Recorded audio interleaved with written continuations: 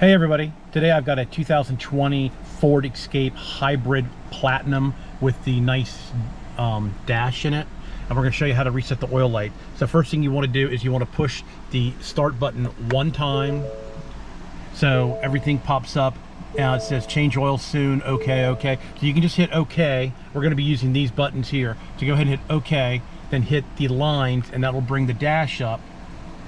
So hit the line button one more time and it will bring you into a select menu, so you can go ahead and select. So you want to put it on settings, then you want to press OK.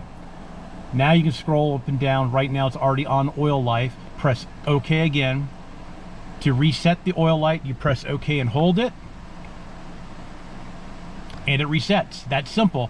All right, everybody, thanks a lot for watching. Please subscribe. You can always do that in that corner. Please give me a thumbs up if you like my automotive video. And if this video helped you out, you can always leave me something right there in the thanks.